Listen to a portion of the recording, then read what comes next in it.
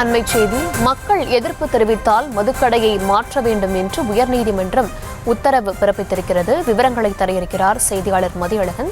வணக்கம் மதியழகன், விவரம்.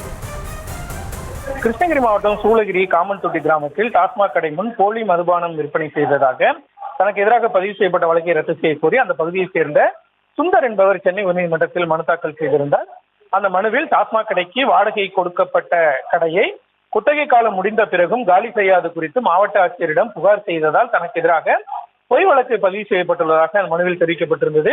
இந்த வழக்கை விசாரித்த நீதிபதி பி வேல்முருகன், தமிழகம் முழுவதும் குத்தகை காலம் முடிந்த பிறகும் கடைகளை காலி செய்யாமல் நடத்தப்படுகிறது என்ற எத்தனை கடைகள் நடத்தப்படுகிறது என்ற அறிக்கையுடன் நேரில் ஆஜராகும்படி டாஸ்மாக் நிர்வாக இயக்குநருக்கு உத்தரவிட்டிருந்தார். அதன்படி இந்த வழக்கு இன்று மீண்டும் விசாரணைக்கு வந்த பொழுது டாஸ்மாக் நிர்வாக இயக்குநர் நேரில் ஆஜராகி இருந்தார். அப்பொழுது குறிப்பிட்ட கடையை 3 நாட்களுக்கு முன் காலி செய்து உரிமையாளரிடம் ஒப்படைக்கப்பட்டு விட்டதாக டாஸ்மாக் நிர்வாகம் தரப்பில் ஆஜரான கூடுதல் தலைமை வழக்கறிஞர் ஜே ரவீந்திரன் மற்றும் டாஸ்மாக் தரப்பு வழக்கறிஞர் சதீஷ் ஆகியோர் தெரிவித்தனர்.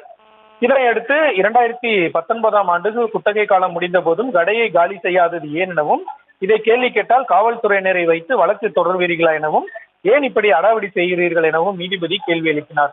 மேலும் மக்களுக்கு எதிராக செயல்படும் டாஸ்மாக் நிர்வாகம் சொந்த வருமானத்தை மட்டுமே பார்ப்பதாகவும், இதுபோல மீண்டும் புகார் வந்தால் நீதிமன்றம் தீவிரமாக கருதும் எனவும் எச்சரித்த நீதிபதி, டாஸ்மாக் கடை வேண்டாம் என மக்கள் கூறினால் போலீசாரை வைத்து கடைகளை நடத்துவீர்களா எனவும் கேள்வி எழுப்பினார். அரசு நிலம் என்றால் சட்டத்தை பயன்படுத்தும் போது தனிநபர்களுக்கு சட்டம் இல்லையா என கேள்வி எழுப்பிய நீதிபதி, சட்டத்தை அரசு கையில் எடுக்கக்கூடாது எனவும் தெரிவித்தார்.